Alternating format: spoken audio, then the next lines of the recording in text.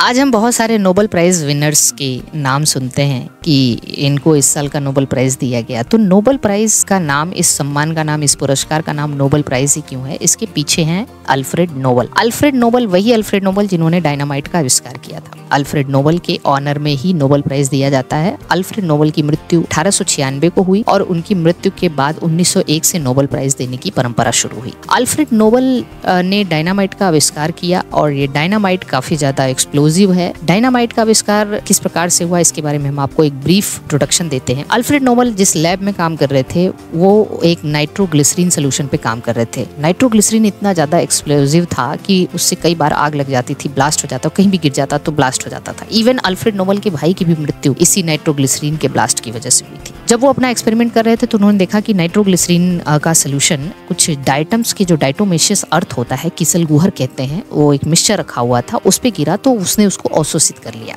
यहीं से उनके दिमाग में आया कि ये ब्लास्ट नहीं हुआ, ये एब्जॉर्ब हो गया है, तो इस मिक्सचर से हम मिक्सचर के रूप में बना सकते हैं और इसको ट्रांसपोर्ट किया जा सकता है जगह जगह। बस यहीं से इन्होंने नाइट्रोग्लिसरीन सोल्यूशन से डायटोमेशियस अर्थ के साथ मिक्स करके मिक्सचर बनाया। स्टार्टिंग में का इस्तेमाल जो है बिल्डिंग्स को तोड़ने, सुरंगों को ब्लास्ट करने, सुरंगों को तोड़ने में किया जाता था। इसको डायनामाइट कहा गया। अब डायनामाइट का आविष्कार क्या है? डायनामाइट का आविष्कार भी एक चांस डिस्कवरी थी, एक्सीडेंटल डिस्कवरी थी, अचानक से हो गई, इंटेंशनली नहीं हुआ। इसको भी सेरेंडिपिटी कहा जाता है। अल्फ्रेड नोबेल को उन्होंने अपने मरने से पहले एक इच्छा जताई कि उनकी जो भी पूरी धनराशियां हैं, जो भी उनको आज तक उन्होंने से कमाया हुआ है, वो पुरस्कार के रूप में लोगों को दिया जाए। और उन्होंने इच्छा जताई कि हमारे मरने के बाद पुरस्कार की परंपरा, जो अच्छी खोज करता है उसको पुरस्कार दिया जाए। तो 1896 में उनकी मृत्यु हुई और 1901 से नोबेल प्राइज वितरण करने की परंपरा शुरू हुई। आपको मैंने Nobel prize winners lady scientist के बारे में बताया है। सबसे पहली लेडी साइंटिस्ट जो नोबेल बायोलॉजी के अंदर जिन्होंने नोबेल प्राइज मिला था वो थी